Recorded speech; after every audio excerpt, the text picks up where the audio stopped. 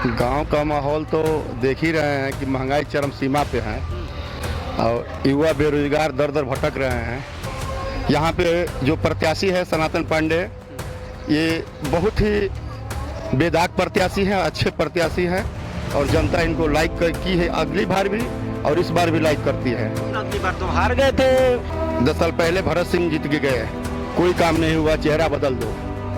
अब ये ले लो वीरेंद्र सिंह मस्त को और घोषणा किए जनता से कि 15 लाख रुपया प्रधान के खाते में दिया जाएगा और गांव का विकास होगा उससे, लेकिन 15 रुपया का पता नहीं, बस जुमलेबाजी है और कुछ नहीं।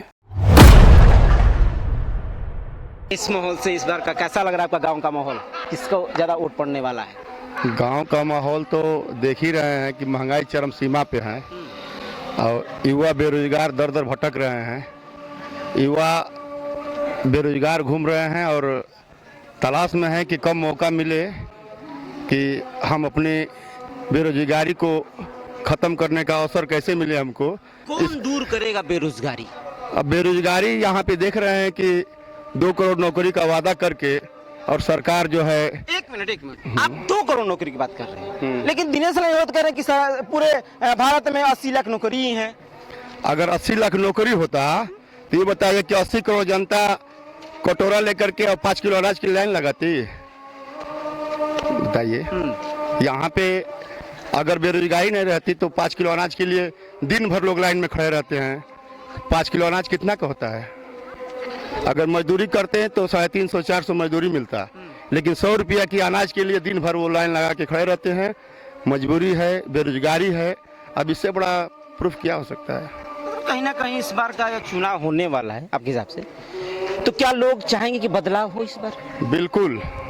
यहाँ पे जो प्रत्याशी है सनातन पांडे, ये बहुत ही बेदाग प्रत्याशी हैं, अच्छे प्रत्याशी हैं और जनता इनको लाइक की है अगली बार भी और इस बार भी लाइक करती है। अगली बार तो हार गए थे बलिया लोकसभा से, आखिर में हार गए थे नहीं, हराया गया था। हराया गया था। आप भी वही बात बोल रहे थे जो बिल्कुल बिल्कुल, जो सही है सही है। आखिर कैसे उनको हराया गया? अरे आप नहीं जानते हैं? नहीं, बताइए।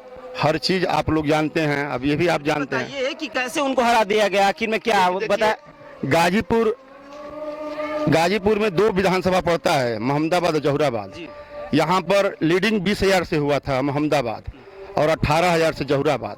38,000 लीडिंग लेके गए थे और बाबा आगे चल रहे थे। पता नहीं किस बात में विवाद हुआ और तुरंत जो है पासा पलट गया और 135 वोट हरा दिया गया। हाँ, ये तो बात है कि बहुत कम वोटों से हारे थे, लेकिन क्या इस बार जब सपा पार्टी ने उन पे विश्वास जमाया है कि नहीं, इस बार भी उन्हीं को टिकट दिया गया, मतलब ये कहीं ना कहीं देखा गया कि इस बार जाइए और जो पिछली बार गलतियां हुई हैं उसको सुधारिए, तो क्या आप लोग उस गलतियों को सुधार कर जिताएंगे? इस बार जिताया गया था और फिर जिताया जाएगा। जनता जिता के भेजी है और जनता हराई नहीं है, जनता जिताई है, फिर जिताएगी। पार्टी भी तो अच्छा खासा चेहरा उतारे नीरज शेखर।